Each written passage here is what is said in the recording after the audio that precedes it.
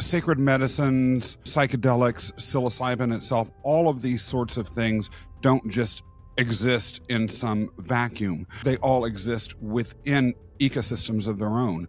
We increase safety when we have protocols in place. And that is what you get after thousands of years. You get methodology, you get lived experience. What do you think is going on inside of someone who has been a sexual assault survivor when they engage in working with the sacred medicines? Building personal relationship with these substances, I think, is vitally important for encouraging safety. Is it safe for me to eat mushrooms while pregnant? And that question really guided my life entirely. I will say that when we first began to walk down this road, I was feeling some shock inside.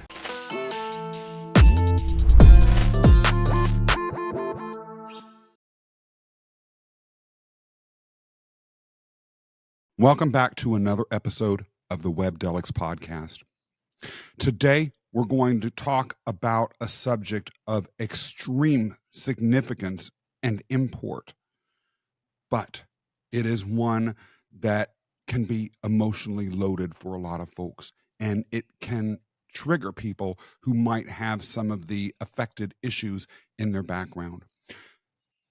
If you are watching or listening and you are concerned about being triggered, I wanted to just make that clear right up front. The topic is sexual assault. In particular, how psilocybin can help those who have suffered from it, but also the risks and dangers that people who have sexual assault in their background may face in psilocybin and other psychedelic treatment modalities, as well as ways to gain power and bring harm reduction into your experience as someone who may be looking to work with these tools. With that in mind, this conversation is going to be very rich and profoundly honest. I am so excited about bringing advocate as well as educator Mikaela De La Myco into the room. Michaela, thank you for joining us for a very important episode of the Webdelics podcast. Before we go any further, though, I do want to briefly state I have a lot of feeling states around this issue. Those who might have listened to all of our episodes probably know that I worked for a while in the domestic violence space. And in that space, I saw a lot of the pain and the horror that sexual assault can bring into people's lives. I also saw how many times people in the shelter systems would feel empowered, be ready to start a new life, only to fall into the same patterns over and over again, sometimes brought back into the system, sometimes with events happening in their lives that were even worse. So I want to start off by underscoring the gravity of what we're talking about and then turning it over to you, Michaela, to talk a little bit about how psilocybin can work in with all of this. Give thanks. Thank you so much for having me today. Hi, everyone. Hi, listeners. My name is Mikaela De La Myco. I'm really, really honored to carry my thoughts, lived experience, my education, and also as a translator, as a person who has learned a great deal from incredible teachers, wonderful advocates, amazing educators. And so I want to give thanks to all my teachers, Brittany Jade Wilson of the Original Instruction School, Star Lily Sister Nova Birch, like everyone who really carried me in my education and also in remediating my own experience as a survivor. And so I'm going to use the terminology survivor when I'm addressing folks who've had this lived experience, because really there is such a range, especially in what presents in the psychedelic community, in what presents in the wellness space, people seeking treatment, already being at-risk population. Like they have these previous histories of a broad range of exploitative experiences and are coming to find remedy for those things. And so I will broadly kind of term survivor and acknowledge the range of experience that people have, whether that's from the shallow end to the deep, and the way that those things compound on top of each other. So it's important for us to have a shared language in this, and also recognize how plant medicine, psilocybin, the fungus nations, right, the animal nations, all of the entheogenic earth medicines, what I call the sacred earth medicines, can all be helpful allies in how to address the many manifestations of the long-term and short-term outcomes of these experiences for survivors. And so I center psilocybin largely in my work and look forward to speaking deeply into that space, and also want to center plant allies that maybe some people don't regard as psychedelic, but are also incredibly supportive and helpful to the nervous systems and the physical bodies of survivors. So thank you for allowing me to bring my knowledge of like the natural world to this really tender space in the world and also in our psychedelic community. Absolutely. The conversation should be as comprehensive as possible because sacred medicines, psychedelics, psilocybin itself, all of these sorts of things don't just exist in some vacuum. They all exist within ecosystems of their own, and ignoring the things that touch upon, work with, or are the opposite of supportive of them being everything that they can be is important for us to get to. Maybe we could begin moving a little bit further into the topic, just in case there are some words that have been uttered so far that people aren't familiar with. Explain to us what an entheogen is.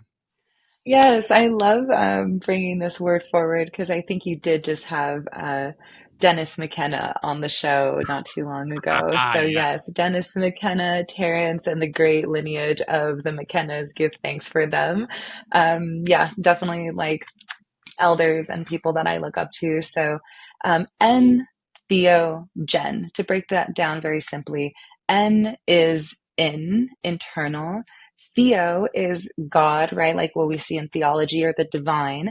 And then gen is to generate. So altogether becoming a term that is substances and modalities that generate the God within. And when I talk about entheogen, it's expansive. And I really like to expand definitions of things to be more inclusive, right?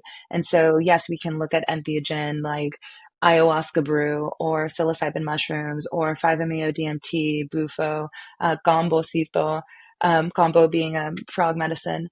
But what is to say that a rose couldn't generate the God within, or a vanilla bean, or tulsi, or lemon balm? These other plant spirits that have an incredible presence and power, like cedar, like the redwood trees, right? These natural these beings in our natural world, in our ecology, as you said, have just as much a godhood to them as these master plants and teachers. And so entheogen, in my view, absolutely includes all the psychoactive substances that we know and love, and also, in my view, include many agents within the natural world as well.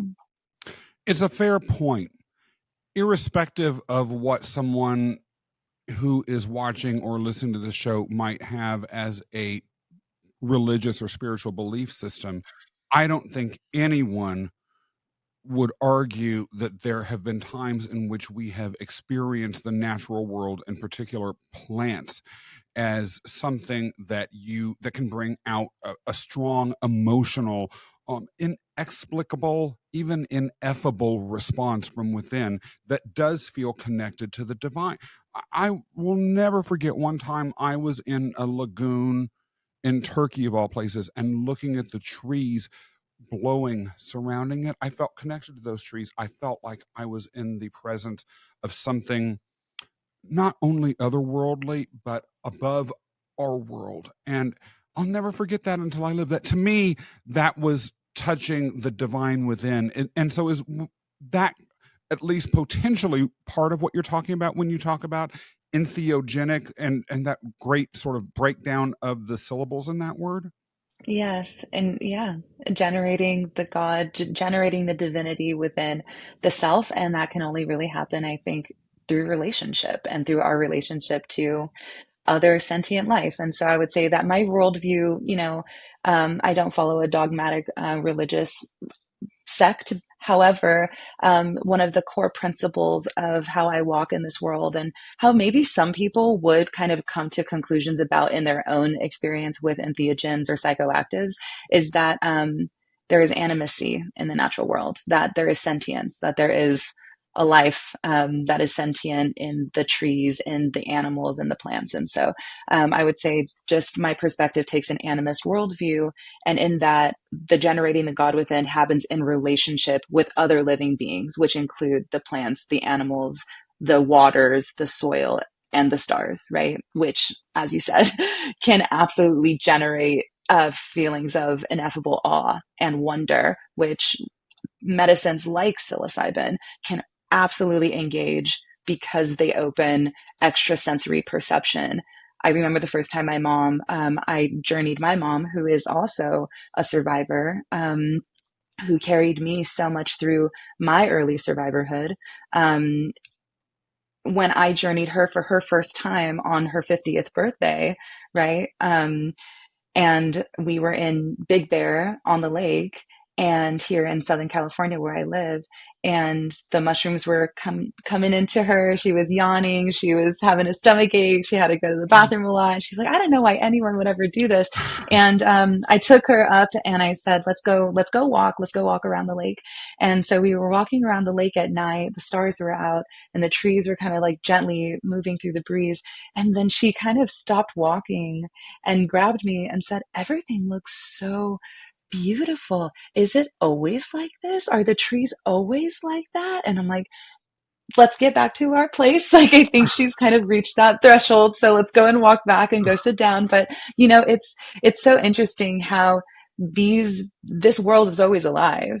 And these entheogens to generate the God within, right, can actually help us see the God and the divinity in the living world, which I think is so potent for survivors. I think is so potent for people who have numbed out because being in their body and being in the world has felt so unsafe. And so to close up my story about my mother, had a very challenging upbringing, a lot of DV in her home, a lot of SA in her home. And she was really concerned about all of the memories flooding in and just like, that it would be a hard journey because of her history.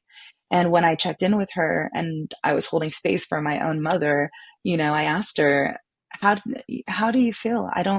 You don't seem like you're in distress right now. And she said, I've never felt so happy and at peace in my life. Whoa. And to give that to someone who suffered so much as a child, as a teenager, as a young adult, as her child was like one of the biggest gifts that I could give to her from a survivor to another one. Like, you deserve peace, you deserve kindness, you deserve to feel safe in your body.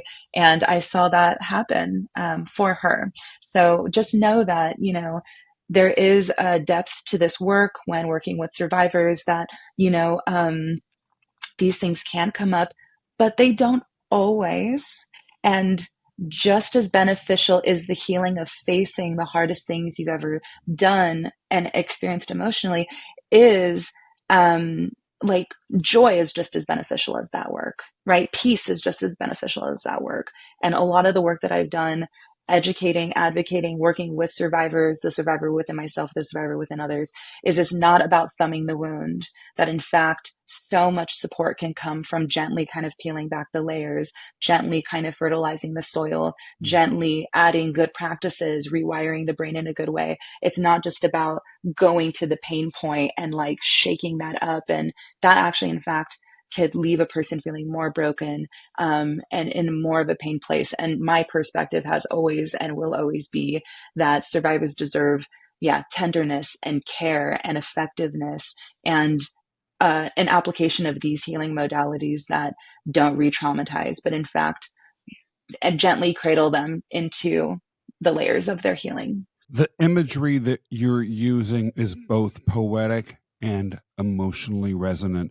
Before I move into the next question, I just want to make sure you and I both, because we have experience in the world of things like sexual assault and domestic violence, I want to make sure that we just, anytime we're saying the word DV, that is shorthand for domestic violence, and SA is shorthand for sexual assault.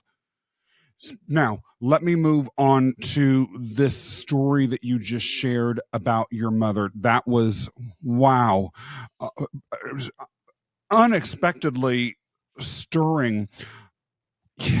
One of the things that I found in the domestic violence space was that a lot of what continued emotional, mental, physical, sexual, spiritual abuse does is it crushes that sense of inner agency. I mean, you're barely, as based on those that I had the chance of interacting with or what I learned from my peers who were real experts in the field, any sense of inner power that you had would be utterly crushed, let alone a sense of yourself as an equivalent of some sort of deity or deeply connected with the deity. And so something, when you're talking about this experience that that your mother had me wonder if, well, we hear over and over psilocybin brings connection.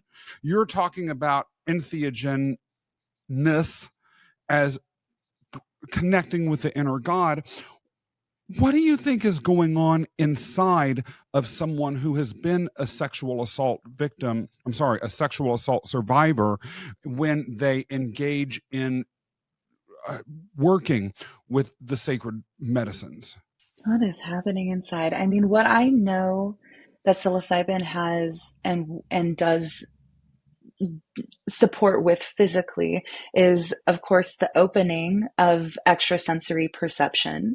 And so, depending on the environment, I'm not saying that just adding psilocybin to just any environment is going to generate the God within, because if you're in a stressful environment, if you're in an environment where you're in with people that don't make you feel safe, right? You can have extra sensory perception around, wow, the vibes are off. I don't feel safe around this person. I actually think as a survivor, I became hyper aware and hypersensitive of my environment because I'm constantly hyper vigilant, tracking, am I safe here? Is the person I'm with having my best interest in mind? I'm in an altered state now. Do I have a totem to cling to? Do I have a safe place to be with? Right. So the extrasensory perception, I think, can be both this double-edged sword where, given the environment is set up with a survivor-centric focus, so like, the lighting is just so, the music is just so, you have the comfortable environment, you are not at fear of, getting shaken from your space. Like, you have a place to settle, you have a tree nearby, like you have a caring practitioner or friend or peer or ally that like has your best interest and safety in mind. Then you are starting to expand your sense to maybe feel that the world around you can be safe. And that can be tremendous for a survivor. Mm-hmm. But if you're in an environment that reinforces you're not safe, you're not cared for, you can entrain for those same feelings even deeper into your psyche. And so that's why I think that these survivor centric spaces are so important, because they become the training ground for how you re-imprint into the mind, the body, and the nervous system of a survivor. So what is happening inside a survivor is that extrasensory perception is now expanding to help them understand what is the signature of the space they're in. And now we have the introduction of a serotonin like molecule. And what serotonin is teaching us is around not necessarily feelings of like profound happiness like dopamine or oxytocin, but we have this stabilizing factor that's like, this is rest and digest. This is our appetite. This is our memory. This is our ability to sleep. This is our feelings of contentment and stability in our like a homeostasis. Serotonin is our homeostasis. And so for a lot of survivors, I don't work closely with folks with DV, but a daughter of someone who's a survivor and a DV survivor, so I just know what that nervous system can feel like and how it created the home around me. Feeling of stability, feeling of I'm not running, feeling of Like, I can sleep. I can predict how my day is going to be. I can predict how the people are going to act around me is something that survivors of all kinds don't always get the luxury of. And I think that's something that a lot of us in the world, we take for granted. We know, a lot of us know where we're going to sleep. We know when our next meal is going to come. We know that the partner is going to hug us and consistently hug and hold us. Yeah. And so serotonin can be such a helpful literal supplement to encourage, to build in that opportunity to feel stability, to feel the ability to rest and digest, to eat, and to remember. And so for the survivor, that's an incredibly powerful tool. This extrasensory perceptual awareness, this ability to, once we have entered a space where we feel stable in our mood and we feel secure in our environment, are now in a unique position to be able to start recalling memory. Now we can start recalling our experiences. We can start in that kind of like visionary state, that waking dream state, to, engage with this psychic material. But when survivors are in this state of like constant surviving and moving and adrenaline and those kinds of things, it's hard to even like recall those memories from a safe place. And so what's happening inside is like, given the right environment, maybe we can create a, a space where survivors can now engage with the material that they've accumulated over the years and process through somatic means, through medicine song, through relationship with plant, bathing, and those other things, so that we can kind of start to, what my teacher says, kind of straighten out the tapestry. Like, we have the spaciousness to start kind of patching up the holes and start like cleaning gently, slowly cleaning all of the debris that we've collected and accumulated over our lives. It is really true, and it's so relatable across the spectrum of people who may have gone through severe trauma of any sort, although we're going to focus on this particular type. But, going back to the very first episodes of this podcast, I talked about my own growing up in a violent household. And I was exactly what you described: hyper vigilant, always running around, always excitable by anything, ready to fight, ready to defend, all this sort of stuff. And I never really thought about it until you said this now. Yeah, I really couldn't focus on healing if I was fighting zombies everywhere, right? Like, how can you possibly build any sort of civilization if it's constantly going to be torn down by the demons of your own fears? And so, and half the time, if you are in a situation where all that you're familiar with are these sorts of zombies or demons that are ready to tear you apart, of course, you're not going to be able to focus on this. So the ability to bring that sort of calm and connection and move you into a space where you can have the clarity to honestly look at what happened and begin to deal with that really, really speaks to me. Yet I have to ask the following, because we've got to keep it real here. Again, this is going to be predicated on domestic violence space experience, but I have no doubt it's true in other sexual assault scenarios. One of the things I could never believe in this space was how attuned abusers were to those that they could abuse. And the limits of creativity that humans have, I got expanded infinitely in that space, because I could never believe how imaginative people were in terms of ways to try and find those that had escaped their abuse, to abuse them even more. And so the scary thing about this, I've got to ask, is that I hate to say this, but I would imagine, knowing the vulnerability that a sexual assault survivor is going through, and the added vulnerability of being in a state in which you're dealing, which you're in under the influence of psilocybin, that this might attract people to want to facilitate or be involved that have not very nice motives. And so if you're someone, first of all, am I being overly dramatic, Michaela? But secondly, if I'm not being overly dramatic, if you're someone who's looking to heal this way, how can you begin to make sure that whoever it is that you're working with isn't going to abuse your trust. Mm-hmm. Thank you so much for bringing up this question. And as you were sharing, I felt really inspired to curtail the end of my previous share by saying that a way that the long term expresses itself for some survivors, and it expresses itself long term in so many ways.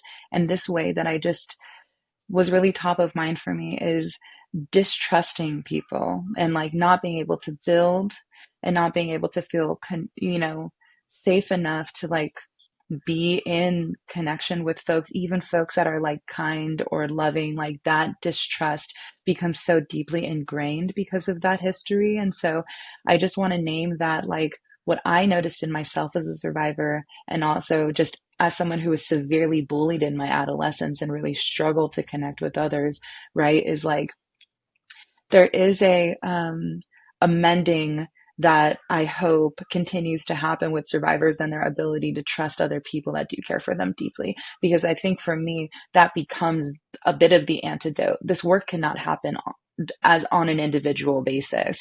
Like this is, if I need to be drinking the teas regularly, like if I neglect myself as what, my long term, if I'm a constant people pleaser, if I give my body away to people who don't care about me, I can try to track all these things in myself, but it is a hard mission. Even someone who knows all the things I need to be doing, and I have the herbs and I have the practices, but that community, those caring, loving people, those real relationships are those people that will make the cup of tea for me when I am self-neglecting. They are the ones that are checking in and saying, "Oh, you haven't been sleeping as well as you usually do. Is everything okay?" Or like, "Wow, you're not showering as much. Have you eaten?" Like that is the kind of connectivity, not just to the natural world, but to the human world, that I think survivors really deserve to have, is like caring, loving, kind advocates, communities, care providers, and those kinds of sensitive beings. And so I just want to say, as we segue, community, kind, competent, caring peers and loved ones that are nervous system sensitive, that are well educated and understand how these things express themselves long term, can be part of the healing modality, can be part of, a bit of the reversing of the curse, essentially, and become a protective measure. Now, when, as I'm going to segue into this, as you were saying, predatory practitioners, they do exist, and that's a little scary for the No. newcomer. I love to touch in with people that are very new to this community, because I love putting people on game. Like this is a beautiful space to be, and it's like high school, and there are some there's some bullies in here. There are some people that like, because we are in an unregulated space, it's largely decriminalized only. There's no like legal frameworks for a lot of these. Only in a couple of states do we have those. Accrediting bodies are not quite in place yet. Standard scope of practice, ethical boards. We don't have this infrastructure. And so as someone who's been in this space for 10 plus years, it's the Wild West out here, and even more open access. Before, you had to go into a message board and like make it through into a community and like, meet somebody. And like, it was so much harder to find your way into this space. And now it's Yahoo News. It's like open air, right? And so that means that this has become like a beacon for people to just, of all kinds, of all histories, to say, I drank ayahuasca in the jungle.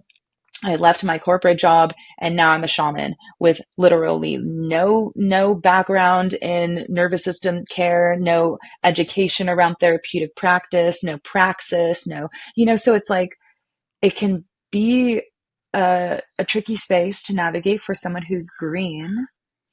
And there is a new age kind of language that has become adopted by this space that, first of all, shuns survivorship as too negative sometimes to talk about. And so our literacy is really terrible here because it's not sexy to talk about SA at the psychedelic conference. I can't even tell you how many psychedelic conferences are going to say how to build $1 million company in the psychedelic space more often than how to remediate the outcomes of sexual assault with psychedelics, or how to be a safe and caring practitioner, or ethics panels and things like those are so much less sexy than, how to get rich in this space, how to facilitate the Mhm. secrets of psychedelic facilitation. Like, let's have a combo ceremony at the conference, right? So more medicine isn't helping. We actually all need to kind of slow down and gain these basic skills, understand red flags, orange flags, yellow flags, and green flags, and start like getting really granular about how we care for survivors in this community. Because the new age language, I will say, things I've literally heard as a survivor who has experienced harm in this space, even with all my education and resources, still have fallen into harmful situations that span not just sexual assault and manipulation, but also labor exploitation, overcharging, overdosing. Like, these things are becoming a lot more common. Like, the shaman knows better about for you than you do of yourself. Yeah. Oh, I don't think I want to have another cup. And they're like, but you should. And it's like, how this is another thing about taking away that agency. It's so important for survivors to be given opportunities to exercise agency in these spaces at every turn. And so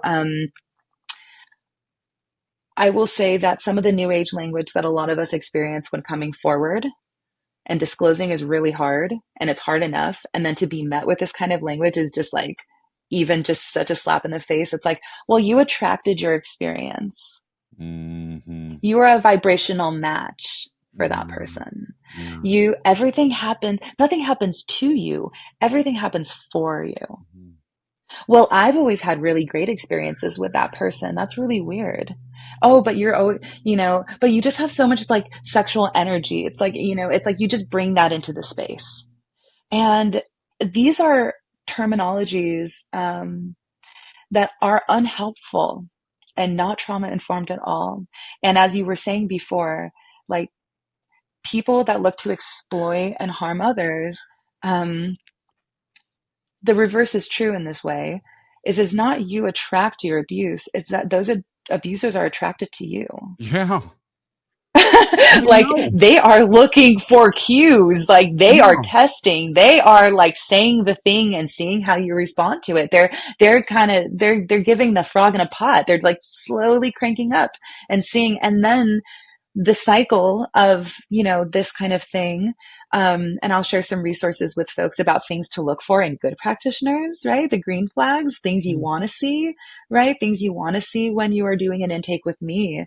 Just as much as I'm doing an intake of you, if a new person comes to me and wants to sit, I'm asking them questions like, you better have some questions for me, Mhm. because I'm going to learn a lot about you. I'm going to know a Mhm. lot of things about your history. I'm going to learn a lot of things about what your dad said to you that still hurts. I want to learn a lot of things about the kind of upbringing you had, and the erratic nature of your mother that made you feel very insecure and attached differently, right? And you're not going to know very much about me. Mhm. And that creates a power differential that puts a lot of power in my area and not a lot in yours. You don't even know my real name sometimes. And so things, people seeking help are an at-risk population. And so some simple tools and some simple frameworks could really give agency to people seeking support in the psychedelic space. So those green flags are going to be supportive. I'll share orange flags, there's yellow flags, there's red flags, right? So there's like, red is stop, right? Orange is like, hey, if this goes unchecked, this could become a really big problem. Yellow is this might cause you some pause, but if you bring this up in conversation, how that practitioner responds to you can really change, right? The way that you feel about this thing. So I would say just acknowledging the fact that there are people coming into this space that have this SA history, this DV history, that have addiction, that have their wounding, like we all do, might fall into the hands of a practitioner who's not necessarily interested in the remediation of that person's harm, but to create a dependency, to create um, a leeching of them that can be financial, that can be emotional, right? There is an interchange of energy here, not just monetary exchange, but also this person attaches to you as a practitioner Mm. and seeks guidance from you and can pedestal you as a practitioner. So it takes a lot of ethic to be in this position as a facilitator, check our own stuff, and make sure that we are constantly encouraging interdependence and not dependence. And I want to just name the cycle that a lot of people end up in these spaces is that they have the original harm and wounding. They hear a podcast like this and reach out, right? And they say, I want to do work with a practitioner because they saw them on a podcast or Mhm. they, saw a YouTube video or they ran into their website. So they reach out to this practitioner. This practitioner knows an awful lot about them now. They're in this cycle of now taking mind altering substances with this person. So now this person's in a particularly vulnerable position because they are now highly suggestible, right? And so any number of things can happen in that space for a long term or short term period, right? Initiations. Now I'm the most important person in your world. You called me in.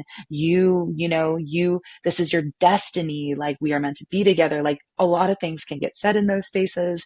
And then this person has maybe potentially the wool has lifted from their eyes and say, I think I'm in an unhealthy dynamic with my practitioner, with this person who's a leader in my community, for example, even a therapist.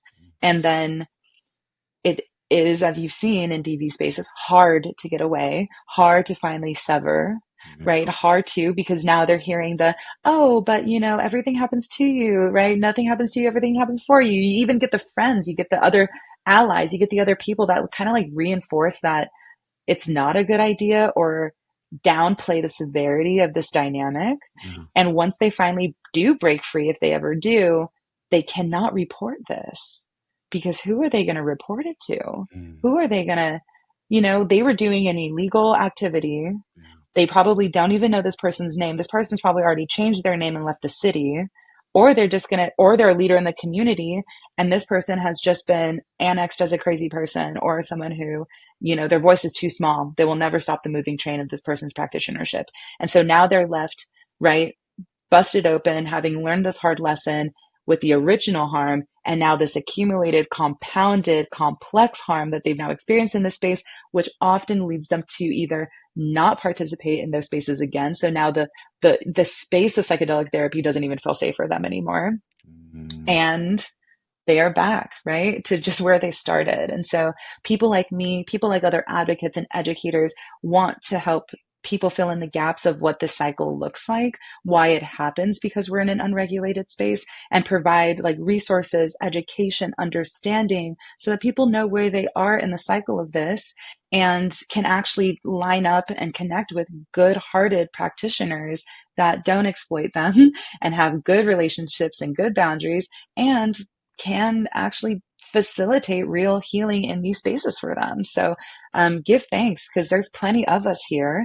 And the more educated, the more literate, the more we open up this conversation, the more we make this conversation interesting and important and meaningful, like we're doing in this podcast, like the better our space is going to become. This isn't too negative. This is exactly what we need to be looking at.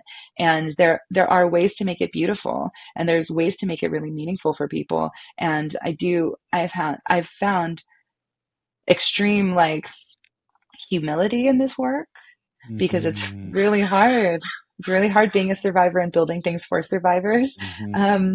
And extreme reward, spiritual reward, and also just like community and collaboratorship. And now an incredible lens and an incredible set of eyes to walk into psychedelic conferences, to be advertised to constantly, and to have a level of discernment that does not make me pray anymore. So I just have to say something. When you're talking about the new age language and some of the way that it plays out with sexual assault survivors, with language like you attracted it or the sexual energy, all these sorts of things.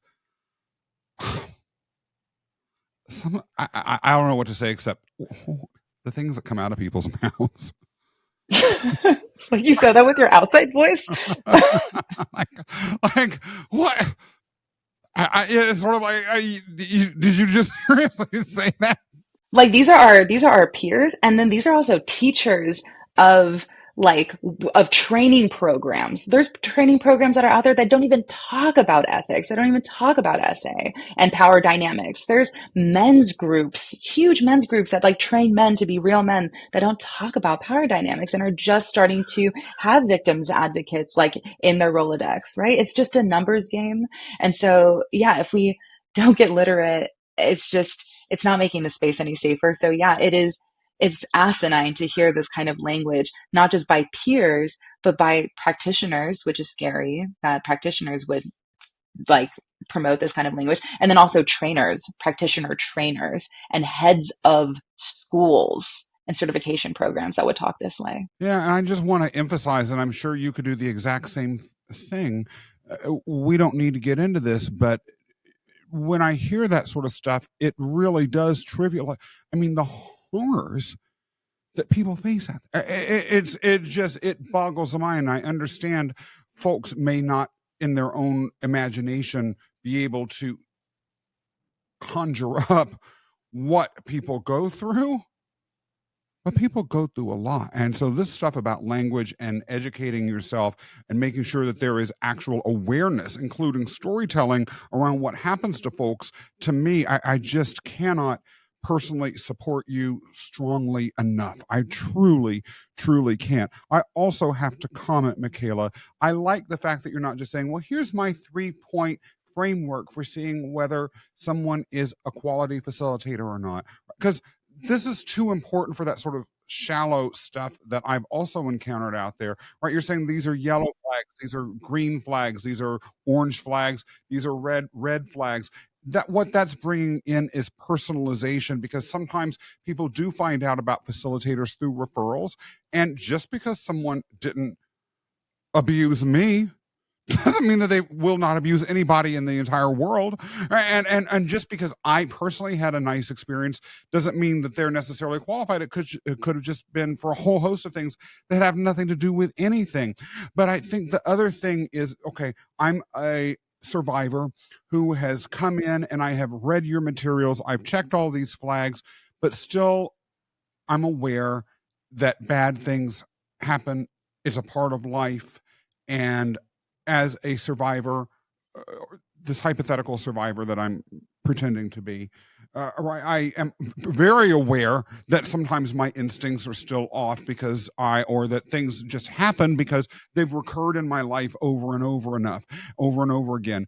And so, is there a way for me to, irrespective of who is facilitating, grab onto and elevate my own power?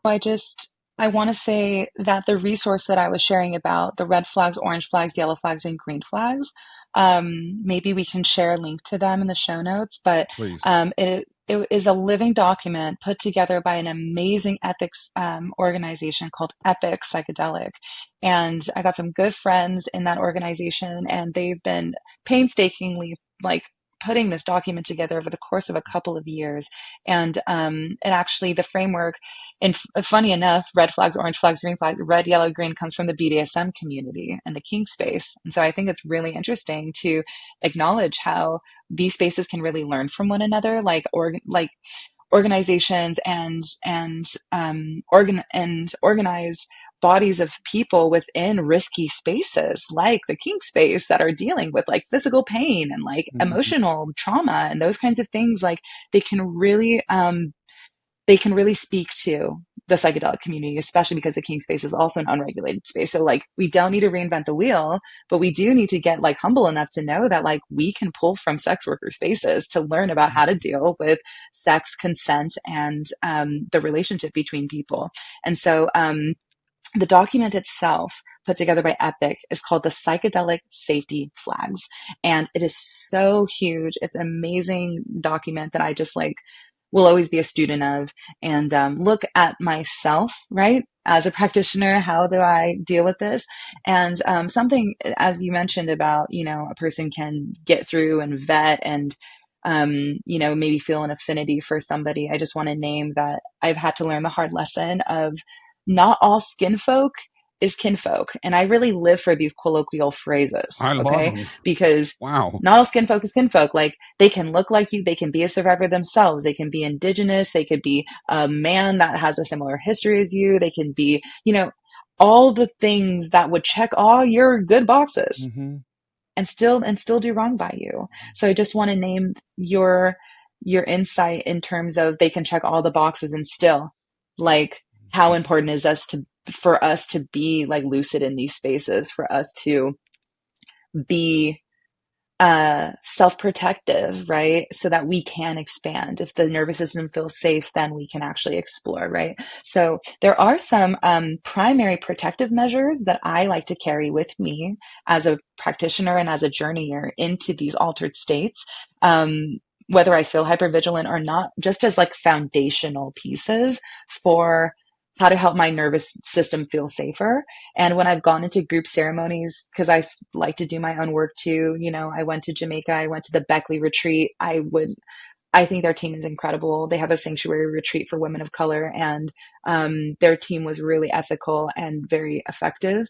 I still brought my safety measures, and I still brought what are rooted in ancestral knowledge systems of around the world. So I just want to name that, like, my teacher always says there's golden threads that tie all of us together. Mm. And so I like to offer things that are like not culturally appropriative, offerings that like anyone of any ancestry can do in order to kind of build in autonomy, agency, and safety. And so some things that I will mention are just a few things when maybe you've found yourself into the practitioner's space and you want to make sure that you feel physically comfortable and safe. So veiling, covering the head is actually something that I've learned to do as a comfort measure and a means. You'll even see it in children who are survivors, like they'll wear hoodies and veil their heads. This is a way of like creating kind of an internal cocoon, right? Wow. And a spiritual block, right? From like the top of the head covering the hair. And it seems weird and interesting, but like even Black women in the diaspora, we braid our hair. We braid our hair as a protective measure. This is a way of like keeping things in for us and like organizing the energy coming from out of our head. And so braids can be very protective. Wow. Covering the head. It sounds weird, but braids covering the head. And it's so funny because when we're kids and we like go to church, they say, take your hat off, because it makes you open and susceptible to like things kind of coming in from above. And so when you have something to protect the top of your head, it physically cocoons you, and then also becomes a bit of a barrier for things going in or leaving the body. So Michaela, did all the beauty shops on Flatbush Avenue in Brooklyn pay you to say that? absolutely not. Oh my gosh, I forget you're on the East Coast. That's right. So yes, it sounds funny, but I found veiling to be very effective. Mm. Veiling, just even if you don't believe in the woo spiritual stuff, just simply like covering the head has been absolutely like foundational for helping me feel inside of myself. And as increased safety comes, then that veil can come off. Then I can start to reveal myself a little bit more. But I like to come in with my spiritual armor, period. I often like to work with like flower water. So I don't know, some people have become a little bit more familiar with like rose water. I think rose water is becoming a little bit more popular these days. Florida water, people have been, it's just flower water. And what I like about roses, and I told you I was going to be talking about plants, but what I like about is roses, they have this incredibly soft and supple like petal, right? And they like attract water. They are hydrating. They're soft. They stay beautiful and fragrant, and yet they are like nature's barbed wire. Like they are highly protected. And so I love that doctrine of signatures, that the way that they look gives you an insight of like how they are in the world, is they stay supple and beautiful and yet are very self-protective. And so even their fragrance, even their presence can be like a spiritual armor while still allowing me to blossom and bloom in my experience. So all hail to the beautiful rose, as like one of those humble medicines. It's like, sometimes we build this hierarchy of entheogens or psychoactives where it's like, ayahuasca and bufo are like at the top of the pyramid. And then you have like the humble chamomile at the bottom, like, like I think it's so important to just kind of exalt, right, the natural world as like really supportive in these experiences. And I will always be an advocate for psychedelic herbalism and the plants that make these experiences even more beneficial. Mm. So rose water is something I bring with me to sits and to ceremonies. When I say sit, like plant medicine sit. And I will spray that rose water around me. Not only is it extremely hydrating, cleansing, right? Like when the mushrooms are deep in your system and you're feeling kind of like hot and like the rushes in your cheeks and stuff, it's very cooling.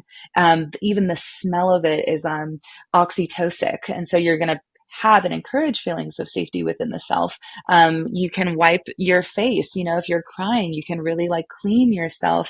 There's a lot of energetic debris in a room, especially if you're in a group ceremony. Like there's people crying, there's people screaming, there's people shaking. Like you are now not just in the space of your own psychic material, but you're now in the space of other people's psychic material. And if those practitioners aren't doing a good job of like keeping the energetic hygiene in the room, going around with the good smudges, going around with the flower waters, you could be picking up stuff that's not even your own.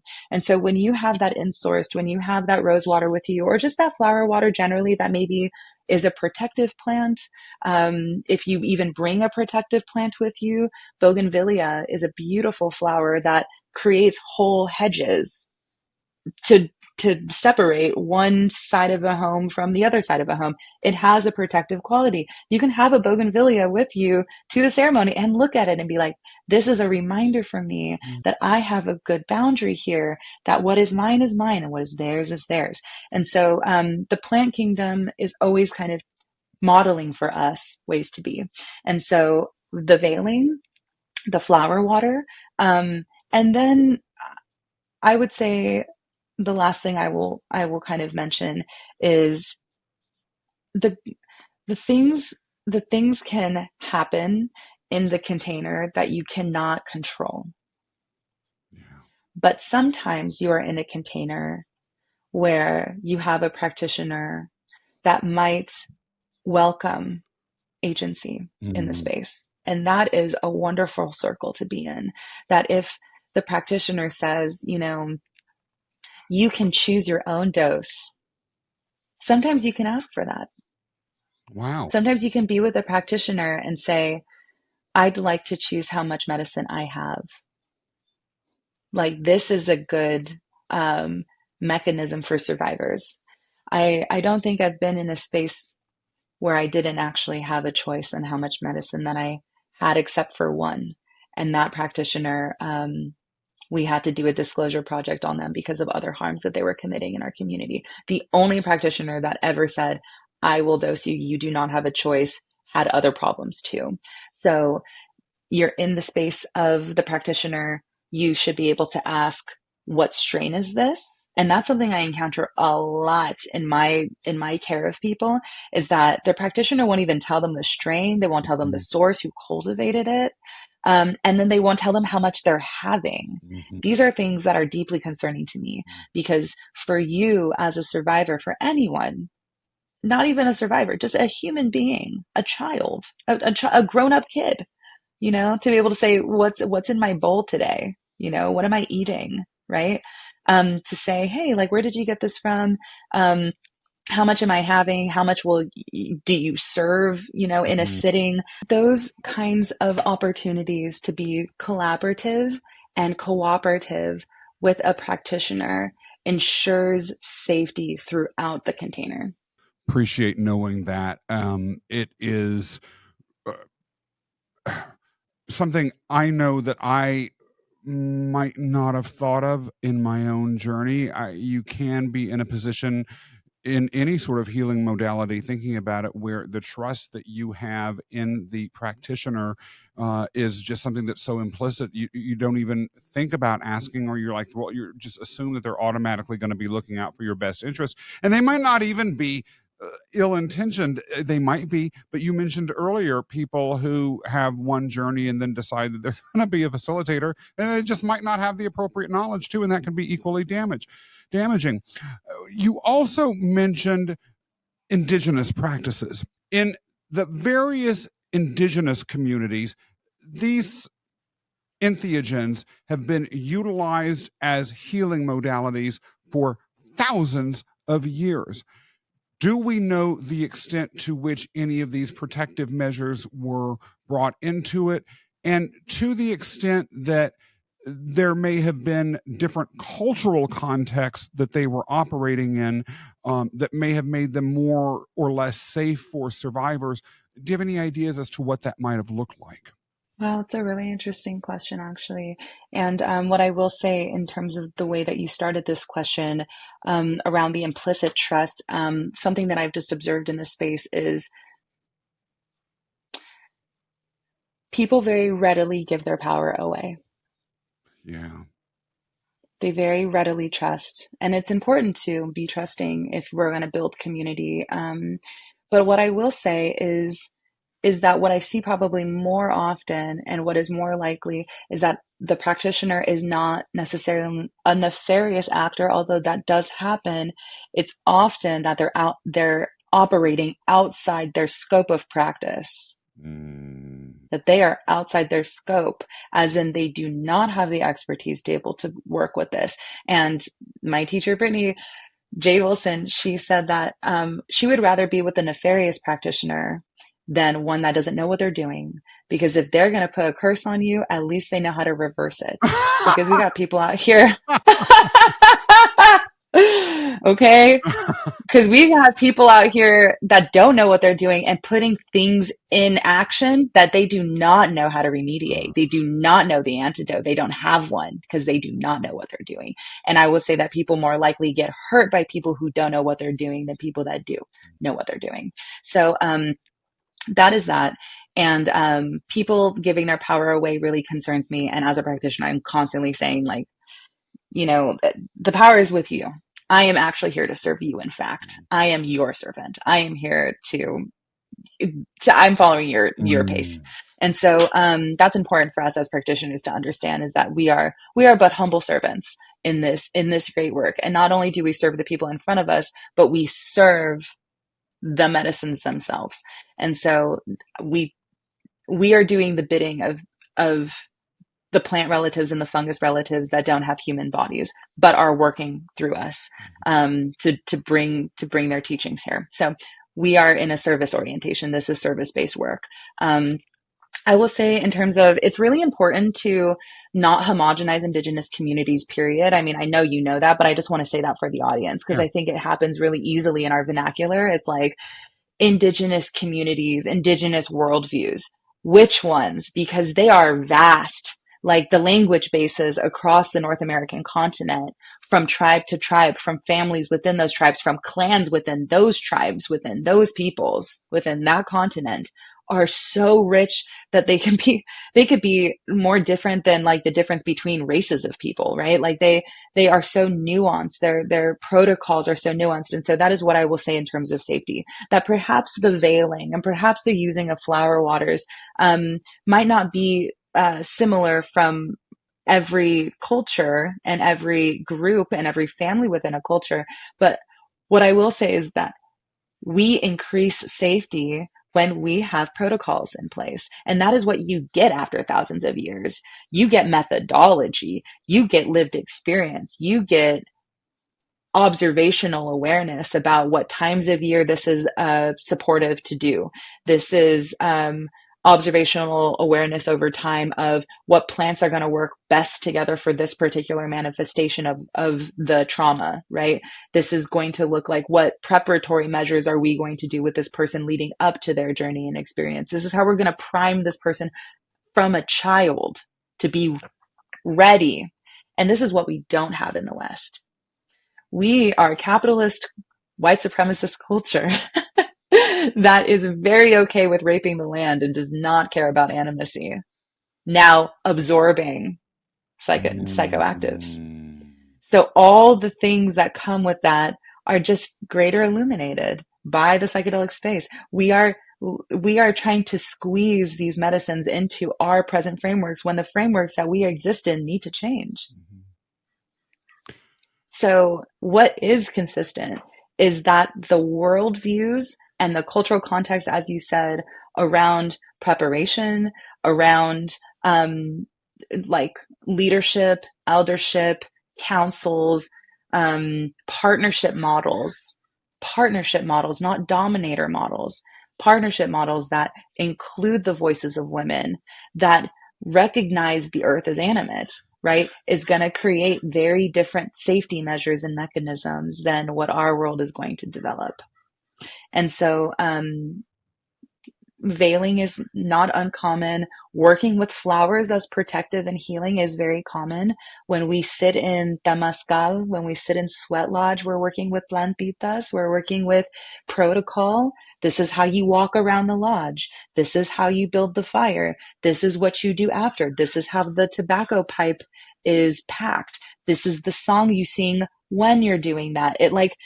It builds in less margin for error because we have protocols, clear roles, and meaning in all the things that we do. And so that is what I think builds in safety is you create less margin for error when you have powerful frameworks that have been tried, tested, and true and divinely guided for the course of that many years. I am going to nonetheless, despite some of what you said a few minutes ago, delve into a little bit of stereotyping. I would imagine that the stereotyping that people might have of dangerous uh, facilitators from a historical perspective would be would be geared towards men. And when I think about again understanding that indigenous cultures are radically different, I don't want to take away that at all. Just trying to ground the conversation a little bit. The word shaman, for instance, itself is associated with men. And so it may lead to an idea that, well, historically, men have had this role, and that's the way, quote unquote, it should be if we're going to be true to some of the history around this. And the medicine man or the wise elder doing these sorts of right, like when I first heard the word shaman in this context, I could see the male shaman in my mind without anyone telling me. Yet when we had our pre-call, you had some thoughts about the true nature of that history that was a lot more nuanced, and so perhaps this conversation could begin to take us into some of that place, if you wouldn't mind, Michaela. I mean, as someone who also is a fan of myth and a fan of history and a fan of these worldviews, there's this beautiful phrase, Sankofa. You don't know if you don't know where you come from, you don't know where you're going. Mm-hmm. Okay. You have to look back to know where you're walking. And so it's, none of these things that are happening in the world are a surprise when you understand history and a surprise when you understand the worldviews that made the way that we do things. We are the progeny of so many, also thousands of years of conditioning, protocol, and belief. And Joseph Campbell said, like, nothing is impervious to belief and myth, even the sciences. And so just know that, like, nothing has been untouched by the concepts of our belief and the stories that we've been told and raised with. And when you said, shamans traditionally are seen as male medicine people and wisdom keepers, I would just like to challenge that by asking who learns and knows and maintains the recipes of a people. Yeah. That's mom, okay? That's mom. Yeah. And when I have become just more familiar with how different communities operate, that we have the role of maestra, that we have the abuelita, that we have Maria Sabina, right? Like, Yeah. shout all hail to the the mother of the mushroom herself, like giving so much honor and reverence. I have her tattooed on my arm, like she was Wow. who I carry with me, to remind me to remember that we are in a constant process of rematriating and restoring the rights, roles, responsibilities, respect of women within the entheogenic conversation. And if we look back to, I love the work of Riane Eisler, who wrote Chalice and the Blade, for example, where she uses archaeology, biology, history, and myth to kind of make this claim that we haven't always been in a dominator society. We haven't always been in a society that is largely like enforced by fear of death, pain, scarcity, and the fight. The only the fittest will survive, and the fight for resource. Like, that is where we are now. This is kind of the worldview that we've been operating under. It's like only the strong will survive. There isn't enough for everyone. You don't, if you do something wrong, you're going to get punished, right? These ways of moving about the world, and like that we have dominion, that humans are the rightful heirs of everything on the land, and it is all here to serve us and our goals, aims. And look at where it's gotten us. Yeah. We can't even drink out of the rivers anymore.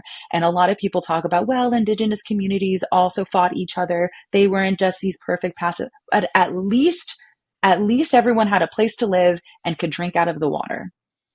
We don't have this now.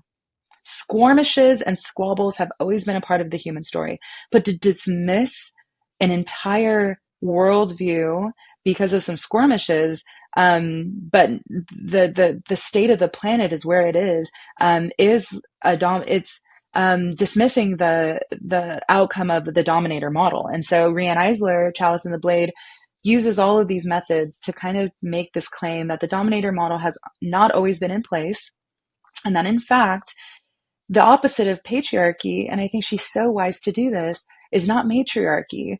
To just reinforce the exact same system except with women in charge is also not the answer to the problem. In fact, she makes the claim that like partnership, collaboration, consent, care, and not just enforcing social order through pain and fear, but through positive reinforcement and like letting a person walk through rites of passage to earn their place in the world, to have incredible diversity of the emotional roles that men can inhabit, the roles that women can inhabit, that women could lead, that men could be artists, right? That women could be the caretakers of sacred medicines, that they could be oracles, that they could be wisdom council, right? And so we talk about matriarchal societies sometimes when we idealize what a future might look like for the history of humanity, but I think the future is more partnership oriented. And so she talks about Minoan Crete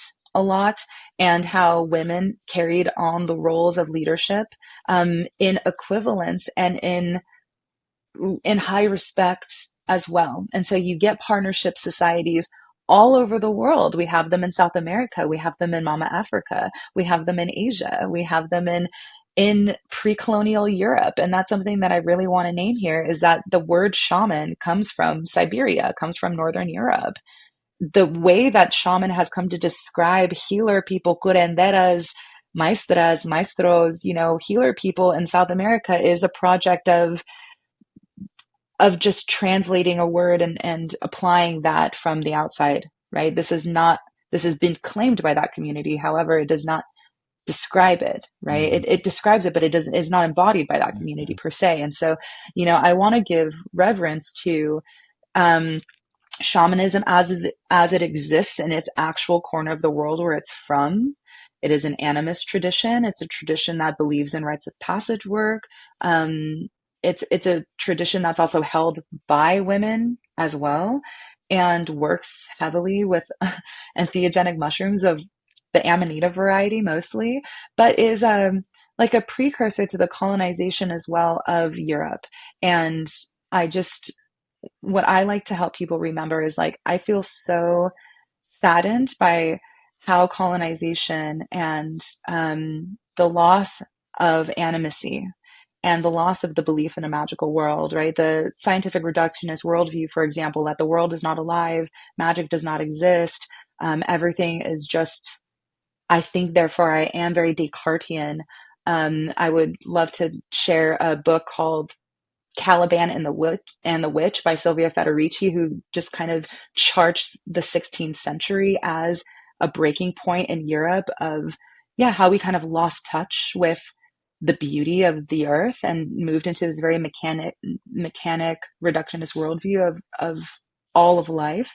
But my European relatives are really reaching for a semblance of like a spiritual history of something that feels magical to them, of something that feels like a place for them to exist and re-engage with the natural world in a meaningful way, and are finding plant medicines from Mexico. They're finding Mm. ayahuasca, right? They're finding psilocybin. They're finding these other modalities that are part of a cultural framework that is very, it's a different worldview.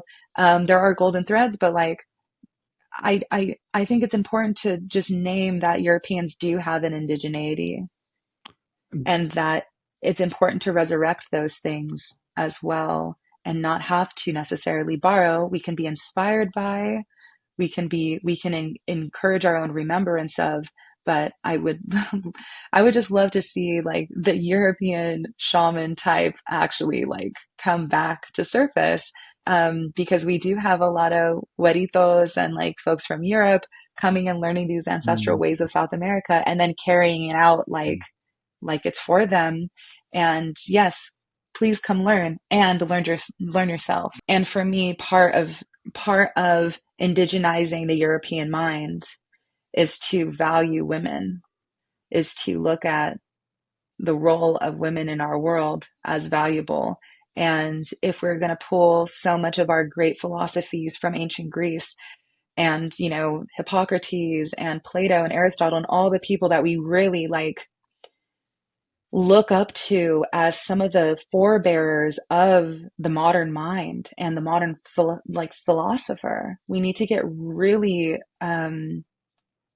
suspicious about their misogyny Mhm. and how they actually viewed women and how they enslaved people, and like how that's also not just their philosophy in terms of how they think about the mind, but how they think about other people, how they thought about people of color in those spaces, how they thought about women in those spaces, how they thought about children in those spaces.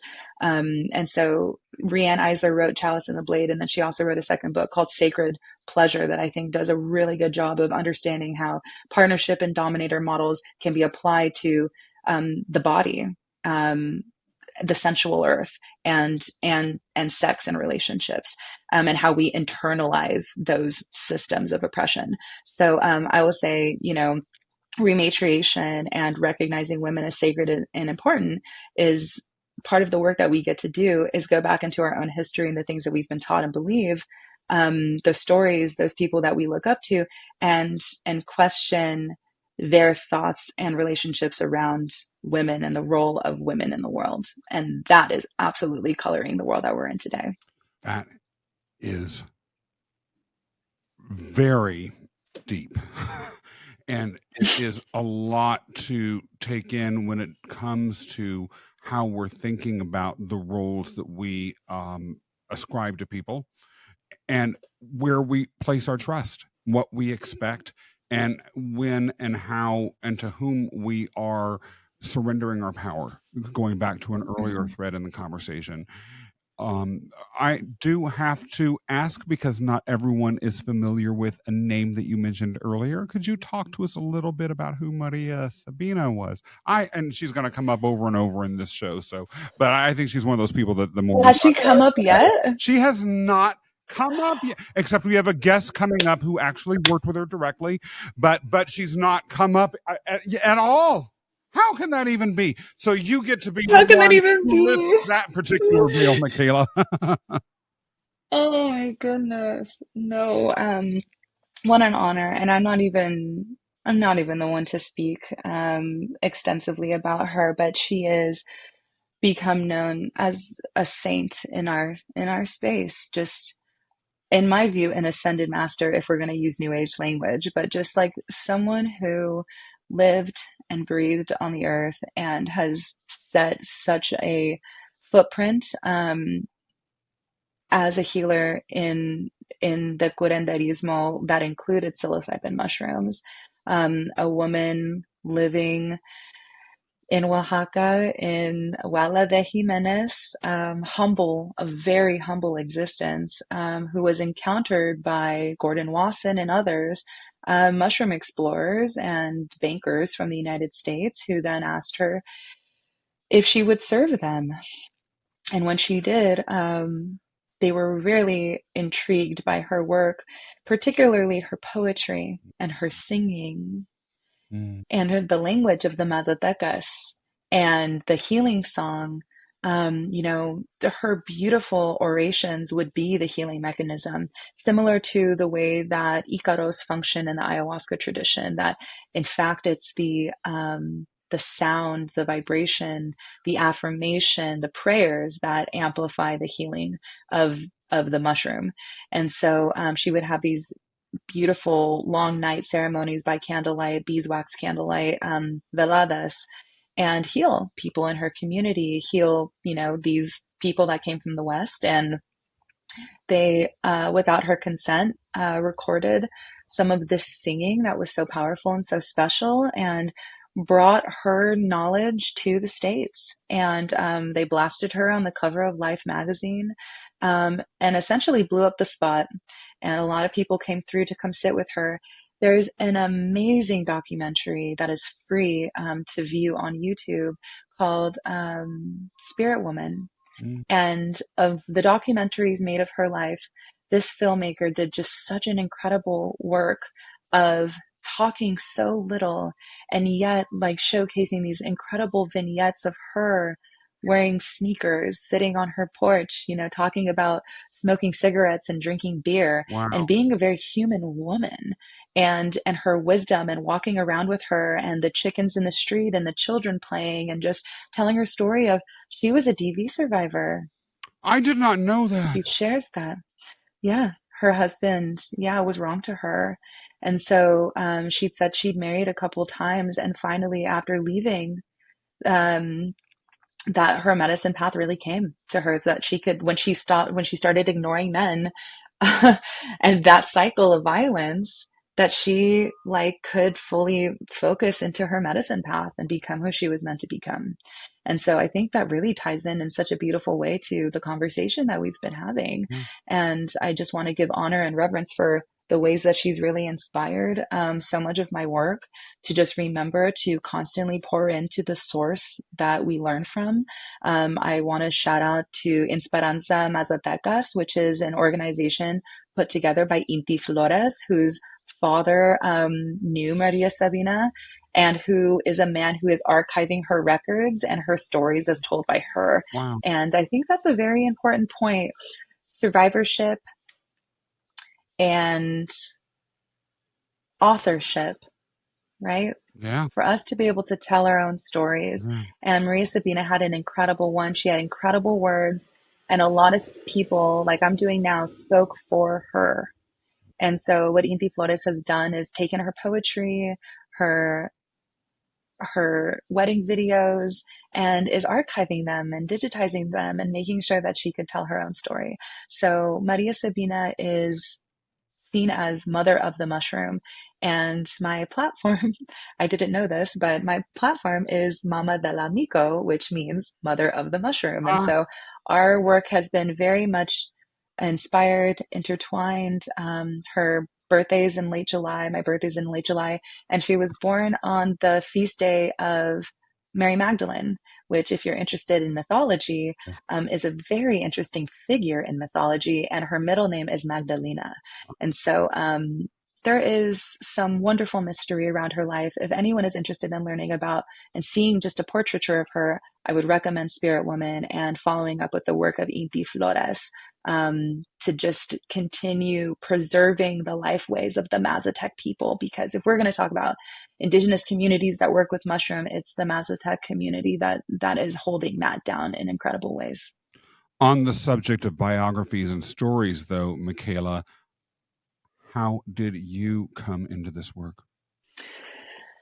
So, I've been a student of altered states for a very long time. I grew up in the Christian church, so I'm a singer. I sing in my ceremonies, and I grew up singing in church choir from age of 4. And I carried that relationship to the divine through song and through devotional singing. And then My parents are both addicts, and my mother has gotten clean, which is amazing. A lot of the work of the mushroom as well to disrupt her addictive cycles and patternings. But I grew up in a house where there was substance abuse. And so those altered states were very much a part of my world growing up. As I mentioned, I am an SA survivor. And so my interaction with the body, the erotic body, came really early. And I would say pleasure is absolutely an altered state of consciousness. So as a seeker and someone seeking sensation and experience, I found cannabis at 12. I started having MDMA at 14. So I was a raver kid, and I was dancing on dance floors and learning catharsis and learning connection and community through these altered states like MDMA, which has become a very powerful medicine for me. I love working with survivors with MDMA. There's a documentary on YouTube as well called The Family Trip, where I served MDMA to a grandmother, mother, and then the children were participating in the session in their living room. And so I think that's also a really wonderful like visual on how MDMA in group dynamics can be really supportive and catharsis for navigating challenges within family units and family systems. And so MDMA was my heart for many years in my early teens, and I didn't come up into the LSD, psilocybin until I was about 19. And so I found LSD and psilocybin at 19. Those really carried me in tremendous ways. And I finally sat with ayahuasca at 21. And this was 10 years ago. Ayahuasca sent me on a really wonderful trajectory for my life and really helped me to establish my relationship with my body, my womb. I got off hormonal birth control at 21 and really started the project of becoming a cyclical being. I testified against my grandfather at 14, and so who had abused me. And so that victim's advocate, that going and showing up in court, that going to testify at 14. Also really inspired then, working with women's resource centers, getting on hotlines, doing my own crisis intervention trainings in the state of California. So, there's many intersecting lines of my work. There's the body sovereignty, pleasure is liberation, cyclical living, caring for people that bleed, ovulatory care and birth work. And then, of course, having and maintaining a relationship with entheogens as a survivor, the survivor advocacy piece, and then the work that I've done with mothers and families. And when I was kind of in my early 20s, I was getting indoctrinated into the hippie psychedelia work and, the Beatles and all of that. And I really just couldn't find myself in it as a brown person, as a woman of color, as an indigenous person.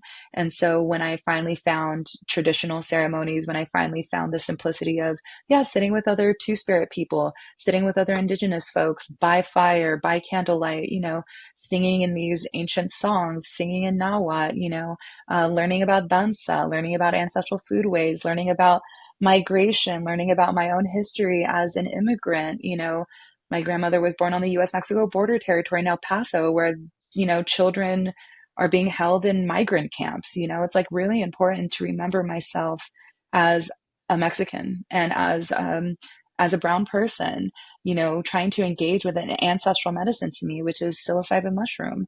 And so I was really grateful to kind of find cultural competence and like find myself in that work. And when I became a mother at 25, I asked the question of, is it safe for me to eat mushrooms while pregnant? Mm-hmm. And that absolutely, that inquiry, that question really guided my life entirely. Maria Sabina was a mother. The curandera who dosed me when I was pregnant was a mother. I've had the honor of sitting in ceremony and sitting in studenthood and tutelage with mother master teachers. And so I just got to carry that out and carve a space for us, for indigenous women to be here, for mothers to be here, for families to be included in this work. Because what is all of this for if the next generation isn't going to learn and grow and prepare and have literacy? We got a scary world ahead of us. And so pouring into the next generation, I think, is like a really primary space. If we can get to mothers, if we can get to families, we can exponentially alter the shape of the generations to come. So that is a little bit about how I got here. Yeah, and I have a feeling we could have a whole other episode or two or three or five or 10 going into more detail about that, but I appreciate you sharing what you did. Of course, you've opened on the subject of myth a little bit of a Pandora's box by talking about psilocybin and these and medicine women engaging in practices with it, in so or in relation to various portions of the female life cycle. And I can't help but have to ask, there are um, pieces of literature I've read, discussions about, well, some of these substances might be used during postpartum. There's some historical evidence I've read that they may have been used during breastfeeding or even during pregnancy in some cultures. Do you have any insights about this? Are these things true that I might have read? Am I just fantasizing about things again, or just reading any old thing that's coming across my eyes and maybe I need to shut them sometimes? There was very little when I asked the question when I was pregnant that was available in the scientific literature or even in the underground around the interaction of psilocybin and various molecules and substances with gestating bodies. And just looking at just the course of scientific research, largely women who are not on hormonal birth control are not included in those studies because of the risk factors of saturating pregnant women with substances that have been untested because of things like the thalidomide crisis, which damaged the lives of so many children and mothers. And so that became an extra set of caution that then long wind, like downwind, excluded women from research of all kinds. And now, especially in the psychedelic community, where there is already such little research. And so, when I asked the question, I needed to also turn to elders. I also needed to turn to other medicine practitioners of different traditions. And so I was grateful to get the permission from an elder to eat while pregnant because of her lived experience and her cultural context. And not only to get the permission verbally, but to then be a participant in ceremony while visibly pregnant, being cared for, being like included in that. Also, you know, in the integration period the next morning to, yeah, sit down next to this elder and like have her talk about the importance of the relationship that we have with sacred earth medicines as mothers and the next generation. And so my son was kind of like bathed in that. And he's almost 6 now, which is incredible. But yeah, that really set me on my own relationship trajectory with ingesting psilocybin while pregnant. And so I had a rather large dose in my 7th month of pregnancy, which was extremely impactful. And I talk about very openly. And as I was moving through the, you know, the birth experience, had a beautiful home birth and unmedicated, healthy child. Even the, you know, the postpartum depression, even with all the skills, even with all of the, you know, resources I have, still reared its ugly head at me. And so I started ingesting at the 5-week mark in a larger dose, and then continued microdosing from there, and continued throughout breastfeeding. And so my sharing that story openly with my community, because there was very little there, started to build a bit of a conversation. Mama De La Myco became kind of a resource hub and space for people curious about this question. And I started learning that other people were doing this as well. And so that's something that we need to also be considering, is that not only is this practice from many, many years um, of participation from a number of different groups across like Latin America, but is happening in modernity. And so what is really thoughtful to me is that there are like clinics in Colombia that use psilocybin mushrooms as part of postpartum treatment today with the sanction of the government, right? We do have folks in Mexico that work with mushrooms and do not break the relationship just because of gestation. Same thing with peyote, you know, that same thing with ayahuasca. Like we have an inherent trust in these substances, so that is colored by our worldview. And that means that we have certain protocols and other things attached to certain points of the gestational experience, but there isn't a severance, right? Often to the detriment of the mother and child, to, a severance from access. And so that inspired a community-based research project, because I started getting in touch with a lot of people in modernity who were actively participating in this practice of eating mushrooms while pregnant, in breastfeeding, postpartum, and sometimes even during the birth. And so I conducted a research project with James Fadiman, of the James Fadiman Protocol, like an amazing elder of mine. Mm-hmm. And we ran a survey, and we were able to collect over 400 entries and submissions of mothers who had been participating in this practice, and have been able to pull a ton of data, a ton of information about these practices, outcomes, challenges, dosing, what their motivations were, what their outcomes were. And so we've all made that education available on mothersofthemushroom.com, because we do feel that it's important for people to have access to lived experience and education from other people who have done this work, or participated in this practice, because there's really little. And so on that website, we do have a resource guide that includes, the C-psilocin experiment with pregnant rats, and what the outcomes of injecting rat mothers with high doses of psilocin, which is the active constituent in psychedelic mushrooms, and the outcomes of their babies. So intramuscular C-psilocin in high doses to pregnant rat mothers had an impact on gestating fetuses. However, those data points were inconclusive at best, because they opened the mom up and then killed the baby in turn. And then we learned nothing about the outcomes of the births, right? Mm-hmm. And so our perspective is that people are already doing this. We have to take a harm reductionist approach. What is being made available to mothers to combat things like postpartum and prenatal depression, anxiety, addictive patterning, those things are just kind of falling short of the need. And so people are reaching out for alternative modalities, like ingesting psilocybin mushrooms in small doses and also in higher doses, because either they have relationship with psilocybin from previous, or they've heard about its benefit for things like anxiety and depression. And so, yes, we can try to shame, blame, make mothers feel like they're killing their babies by ingesting small amounts of psilocybin while pregnant. We can do that and see where that gets us. But that's what we've had for the last 20 years. What we're kind of discovering now is that this practice is way more common than everyone thinks. And we're doing it under the veil of secrecy because we're afraid of what might happen to us. But mothers are receiving positive benefit in a lot of cases. And so the Mothers of the Mushroom Project has a research paper from all of the data we've been able to collect so far. We wrote that at a high school reading level so that people of all kinds can digest the information. And we made an audiobook version of our findings as well, so that the busy person can just sit down and listen.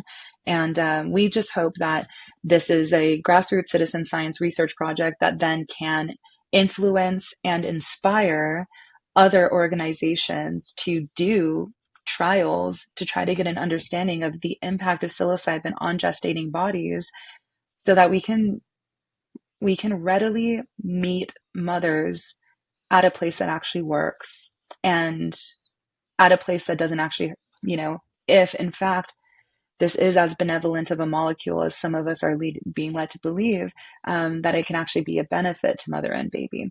So what I will say is, we did talk about Terence and Dennis McKenna, Mm-hmm. and I've been largely inspired by the work of the Stoned Ape hypothesis. And the Stoned Ape hypothesis was a huge inspiration for me when thinking about the Mothers of the Mushroom Research Project, because Terence had always talked about the impact of psilocybin on the development of the human brain, by looking at what psilocybin could do to the hunting class, how it can make them increase visual acuity, to help them become better hunters, more collaborative. So the ability to work in small bands of other men to kill these larger animals, like how to traverse, the sub-Saharan African continent, right? And problem solve together, to be more, to have more virility so that they would more actively procreate, right? With women. But he never mentioned the impact of what psilocybin would have done to early female people, Mhm. and how the ingestion of psilocybin over the course of thousands of years of early development of the human female brain, and the way that we organize social structures at home, the gathering class, our ability to classify really unique plant life because of our visual acuity, how we were able to remember and retain cultural practices and recipes and share cooperative knowledge among other women in our camps, how we were able to change and epigenetically pass on traits to our young and develop like children in gestation to have better linguistic capabilities, to develop symbolic thinking and storytelling. This is also a mechanism of how psilocybin could have impacted women and gestating babies at that time that Terence was talking about, how the brain developed. The only way to change epigenetics is through birth. So how could we only focus on the impact of psilocybin on the hunting class and not the gathering class and women within those spaces? Mhm. And so what's been largely remarkable about reading some of this research and some of these testimonies and stories of these mothers doing observational awareness of their kids is that they consistently talk about advanced linguistic ability in their kids, completely unprompted. And so I found that in my own son, who has a vocabulary of like a teenager. And I'm very inspired by, his care providers, his teachers, his doctors and physicians, just following along with his growth journey, because if I were to have listened to, my peers and the overwhelming voice of shame for mothers and our choices in our relationship with entheogens, he might have turned out to be a very different child, and I might have had a very different outcome for my birth and motherhood and family experience. So I'm really grateful to say that this is really just the beginning of what we've been able to collect, in terms of research for mothers who eat mushrooms. And we have so much more to learn in terms of the long-term impact of the 412 women who submitted their stories. 278 of them ate while pregnant. And so we have the opportunity to understand 278 children's lives as they grow up into adulthood and see what the long-term impact of that, without isolating for any other variable. Did eating psilocybin while pregnant change the trajectory of their lives dramatically for the good or the worse or neutral, is something to be understood later. And so, yeah, that's Mother of the Mushroom. And I'm really grateful that I get to carry out this work. I get to consult with mothers and families.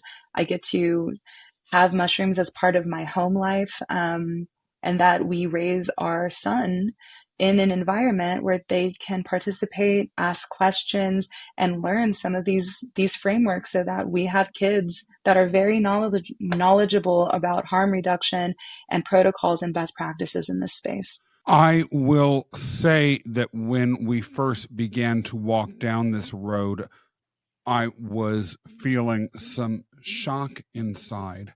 However, suffice it to say, you got my attention. And I know that you will get the attention of a lot of other people who are listening or watching. The 278, it's been implicit, but let's be explicit. Is there evidence within that population of damage to the fetus once the child is actually born that can be correlated to the ingestion of the psilocybin?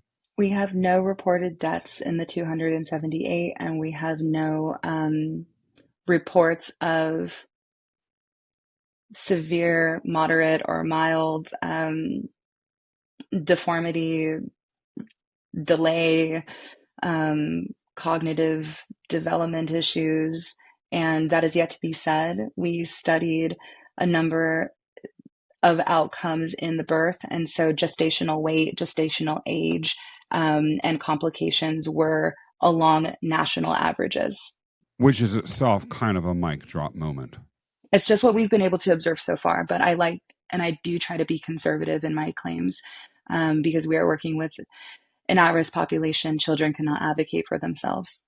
And so it's really important to be conscientious, careful. And this is why we developed the survey in this way, because we would be hard pressed to get a double-blind study in a lab on this population of people, without dealing with extreme ethics issues. And I've offered proposals to, different research organizations to see how we could conduct research for this population. And almost always it has to be in postpartum. They can no longer breastfeed, and they probably have to be on birth control.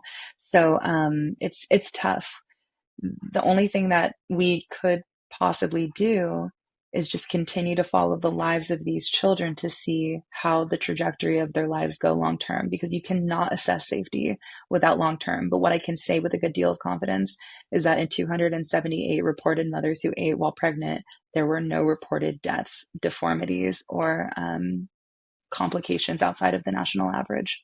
Michaela, you have given us all a lot to think about today. A lot. It is hard for me to pinpoint one big takeaway that I will carry with me, because my little mind is going to be swirling around for weeks and weeks and weeks trying to process it all. But in the immediate moment, perhaps the idea of stepping into ceremony or being the person that is going on the journey, even if you are feeling quite certain about the qualifications and the intent of the person that's facilitating your experience, remembering that you always have ways to maintain your power and to build your agency into the situation, and just walking in there conscious of the fact that you don't have to lay back and completely surrender the future of your entire mind to someone who may be either incompetent or malicious. So really, thank you so much for that. That itself was worth the entire discussion, but there was a lot of other stuff that we discussed that was extraordinarily worthwhile too, including the Spirit Woman documentary that I'm going to have to go watch probably this weekend. I can't resist. Michaela, if there is anything that we discussed that you would like to underscore, that you would like to highlight, or if there's something that you didn't get to say so far that you would like to make sure gets said, what might that thing or those things be? Thank you so much. This has been a very rich conversation. I'm very grateful to have it with you. So thank you for having me. Yeah, I would just like to leave and impress on people that the earth is alive, and that everything can feel, not just humans. We know that about animals, but the plant life, right?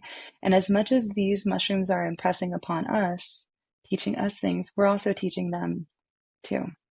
This is a collaborative conversation.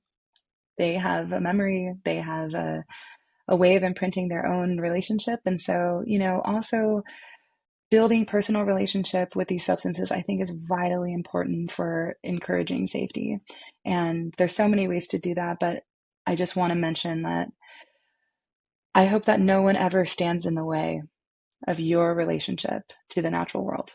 That through direct experience, whether facilitated by a helpful guide or direct with you and the land, this is a very personal walk. And so if anyone puts themselves in the way, I would absolutely question that. They say, only through me. Please question that. This is your life. This is your relationship with the living earth. And so I hope that you can have your own personal revelation, personal relationship, direct experience with the divine, because it is alive and it is trying to speak to you and it wants to be heard. They want to be heard right now. And remember that there are really wonderful frameworks in place that people have been developing and working over the course of many, many, many years. And so turn to indigenous guidance. Please listen. Please be humble. Please stay a student. Please remember your teachers, the human and the more than human. And that is what I have to share. There was something deeply beautiful and internally stirring about that. Thank you, Michaela. How can people find out more about you? What do you have going on? Tell us, tell us, tell us. So again, my name is Mikaela De La Myco. I go by Mama De La Myco. My project with mothers and families is called Mothers of the Mushroom, and I have a personal website, Mushwomb, WOMB, Mushwomb. If you search that, you'll find me anywhere. And I love working personally with folks. And so from these kinds of podcasts and conversations, some people feel drawn. I'm very accessible. I like to be accessible to my community. So if you email me, I will answer. I don't have a major team. It's literally me, myself, and I. I pack every box. I send every care package. I work with survivors. So if you are a survivor of SA, if you've been harmed in the psychedelic space, I do free and pro bono care for people who have had harm in psychedelic based spaces. I do send care packages with herbal remedies and lots of nervines and nutritives to just help to restore the body and the spirit, and just knowing that there is an ally and an advocate here in the community that is continuing to give education. I've helped administer a educational course called Ecosensual, the um, the trauma informed herbalism and advocacy training. And it is designed to teach journeyers and practitioners alike around working with sexual assault survivors and remediating the outcomes of sexual harm with the support of plants, songs, somatics, and advocacy. And so, if anyone is interested in learning, we do have a hybrid course. So all of the lectures are there and available in a pace that feels really good and very survivor centric. And it's really important, I think, to make this education available. So my website has a ton of free guides and ways for you to get access to plant medicine knowledge in a way that people deserve to have access to. So come and find me if this space resonates with you deeply. And if I can't help you, I probably know someone who could. So love to refer out, love to network with folks, love to be in community. So thanks again for having me. And I hope that this conversation sits well with you today. It was unforgettable. And for those of you who might not have been able to grab your pen or your pad fast enough to be able to document everything that Michaela just said about where you can go, well, don't fear. We have the show notes that you can look at, as well as on YouTube, the caption right below where you can find out more about Michaela. Michaela was one of Webdelics' top 100 thinkers and thought leaders in the psychedelic space. You can also go to our website at webdelics.com, WEBDELICS.com. Once you're there, by the way, sign up for our blog. You will get carefully curated, credible, and diverse viewpoints and information about the psychedelics and plant medicine space right in that wonderful resource set of pages that we have set up for you. And also make sure that you follow us on social media. We would love to connect with you. And then once you have done all of that, or maybe even before you do it, if you like this episode that much, be sure to subscribe to our YouTube channel. If you're watching on YouTube channel, please leave a comment below. And if you are listening to us on Spotify or Apple or Amazon or another audio platform, again, make sure that you leave a 5-star review with all sorts of wonderful things about your favorite podcast, because we know you love us. And then after you have finished with everything, don't hesitate to come back again for another episode of the Webdelics podcast.